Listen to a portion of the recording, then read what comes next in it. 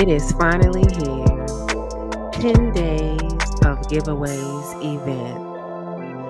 Chapter 54 is loading, and I am in the giving mood. Here are the mechanics of the get down for the giveaway for the birthday. Tune into my new YouTube channel at the BS Boss. Listen and learn what the giveaway is for that day. And if it's something that you may be interested in having for yourself, be sure to like and share, tag or mention 3 friends, and comment why you should win. At least one winner will be chosen daily. And the giveaway runs until my actual birthday, which is August the 10th, 2024. Remember, it's your BS. Own it.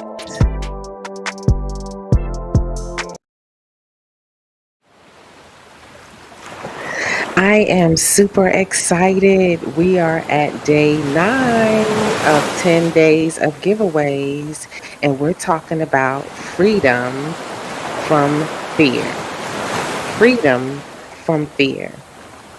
The freedom doesn't mean that fear doesn't exist, but a freedom from fear.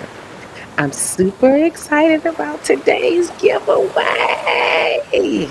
I give myself away. I give myself away so you can use it. I'm giving away a bundle, a $54 bundle of my autographed books and event access.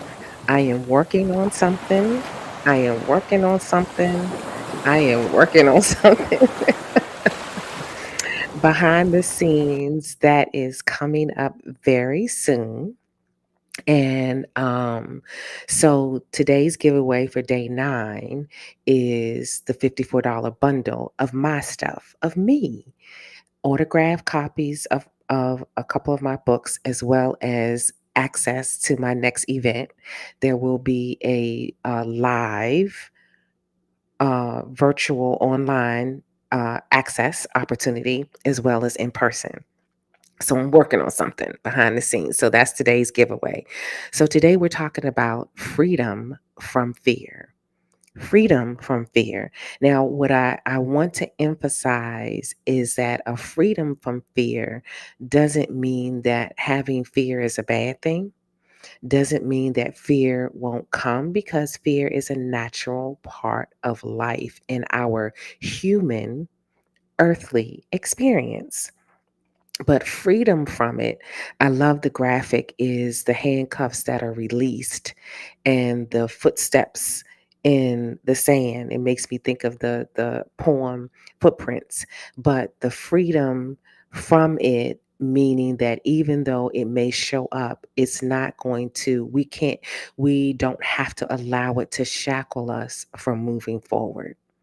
The freedom from fear. Somebody say every, turn to your neighbor and say every. Look up, close your eyes and say to yourself every, or look in the mirror and say every successful person has had to deal with fear. The road to hell might be paved with good intentions. Remember that cliche? But the road to success is littered with fear and uncertainty. The biggest difference between someone that is wildly successful and someone that is not is the courage to take significant action over and over and over again. The rinse and repeat philosophy. These steps uh, will or should enable you to take the significant action repeatedly. Rinse and repeat. Number 1, simply decide to succeed. Simply decide to succeed. In Proverbs, it talks about, as a man thinks in his heart, so is he. If we think that we're a success, if we believe that we are a success, we just got to make that decision. Because one thing is for certain, once we decide on anything, I don't care what it is, once we make up our mind and make that decision, then our actions by default come into line with that decision. You think I'm making this up? So if you decide to get married, to marry someone, you've picked the person, you've decided to marry them, then all of the action and your energy and focus going forward is going to be to what? Marry that person. Whatever that marriage ceremony looks like for you, but the end goal is to be married and partnered with that individual. If you make up your mind to get a particular job, the process in most instances for getting any job is an application. So once you've made up your mind to get that particular job, you're going to do what's necessary to resume, make the telephone call, turn that information in so that you can even be considered for that position. Because one thing is for sure, two things are for certain. If you don't put in a resume, if you don't express your interest, whatever form that takes on, the person won't know to interview you for the job. So simply decide to succeed is the first thing. Most people never really decide to do or accomplish anything significant. At best, they kind of sort of try it out. However, once you've truly decided to go for your dreams, there is no other option and no room for fear or doubt in your mind. In fact, the word decide means to cut yourself off from any other possibility. Let me say that again for the people standing in the vestibule. The word decide means to cut yourself off from any other possibility. Number two, embrace risk. Embrace risk. Chase after your fears and show them who is boss. Coming from the BS boss, make the tough presentation or phone call. Ask for whatever it is that you want. A big part of being successful is doing things that other people are, quite honestly, too afraid to do. Embrace the risk because you know you're taking one by moving forward. Number three, prepare yourself. There's a quote that preparation precedes opportunity. Prepare yourself. Many of our stresses, challenges, and concerns are things that we anticipated. Take the time to find solutions and put them into place before you need them. When you can see a challenge that is likely to come up, simply prepare for it instead of worrying about it. It's basically setting yourself up for success, the preparing yourself, whatever's required. Because whatever assignment it is, you know what it's going to take. You know in your sha-na-na what it's going to take. So prepare yourself. Number four, go with the flow. Let it flow. Let it flow. If you don't live in the past or future, life is much less stressful. Let go of your resistance to the present moment and see what happens.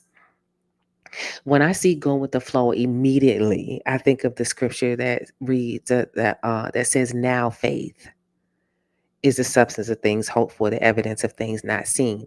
But that first part is now faith, not yesterday faith, not tomorrow faith, not next week faith, not 10 years ago faith. Now faith. The now faith is what helps us to go with the flow. Number five, focus on the good outcomes. Most people look for the worst and expect it to happen. Expect the best, and it's much easier to take action.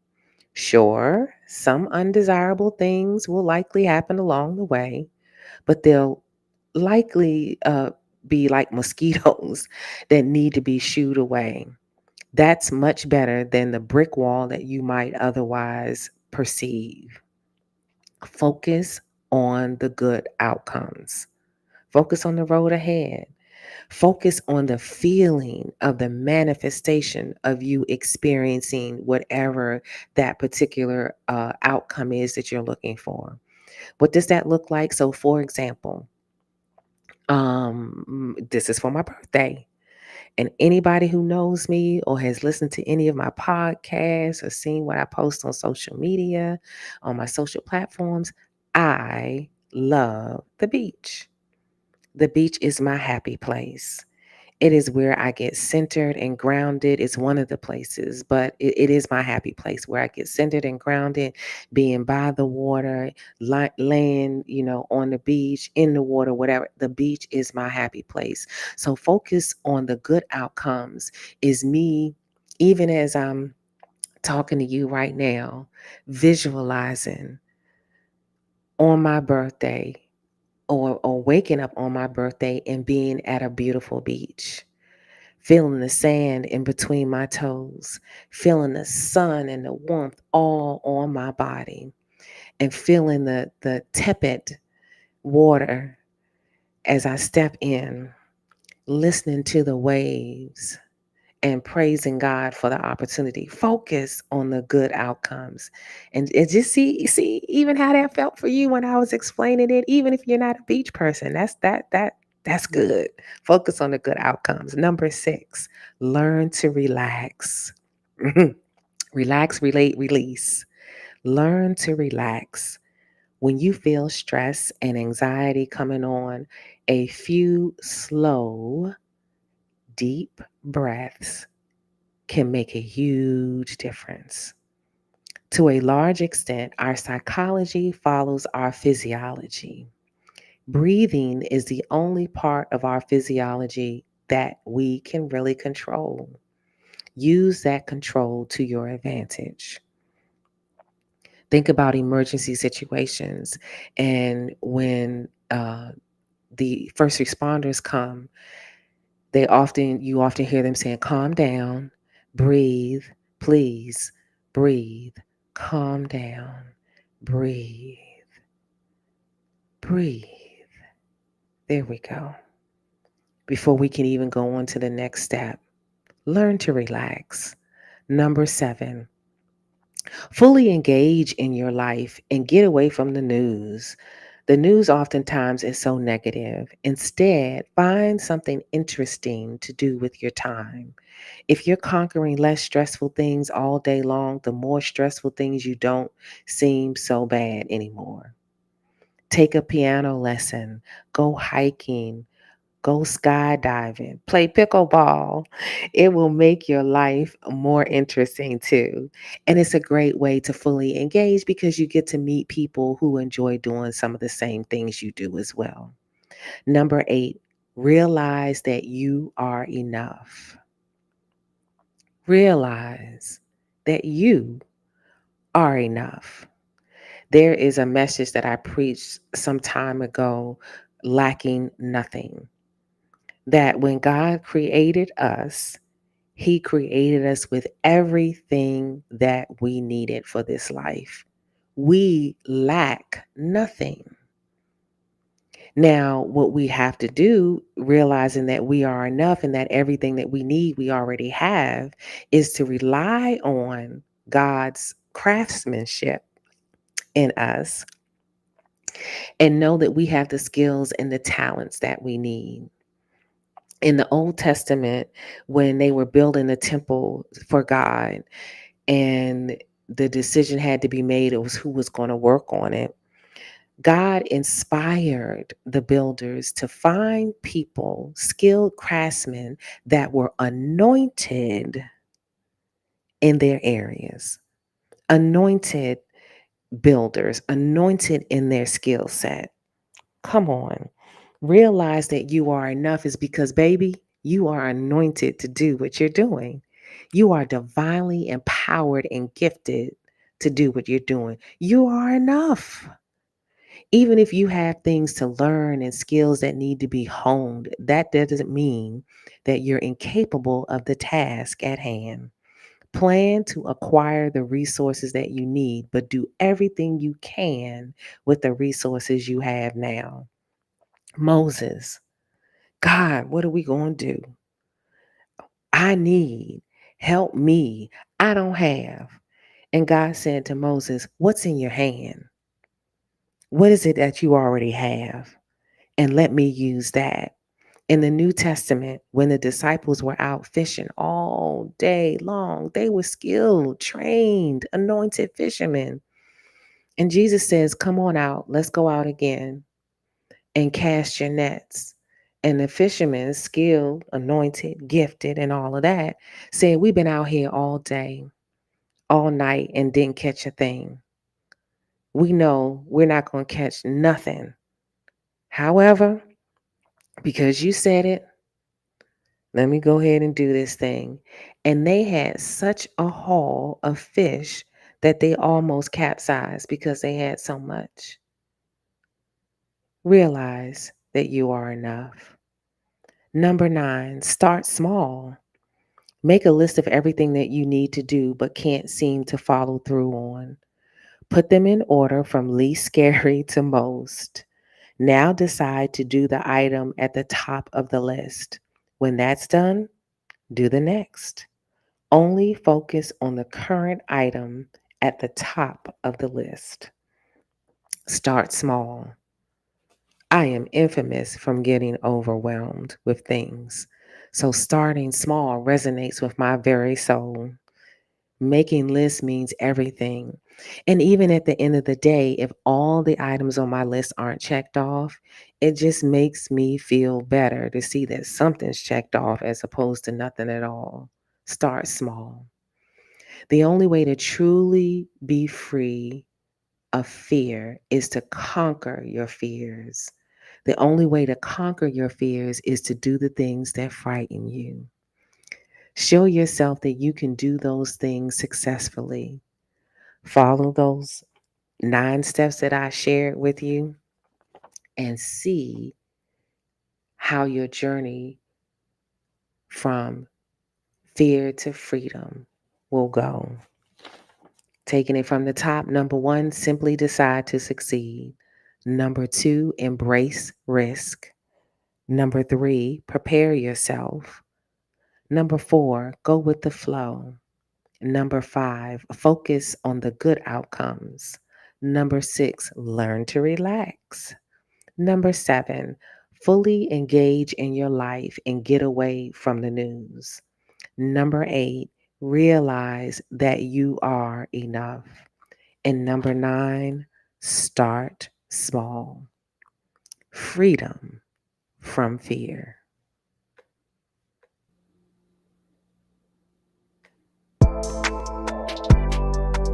Remember, if this is something that you would like to win for yourself, like and share, tag or mention 3 friends, and comment why you should win.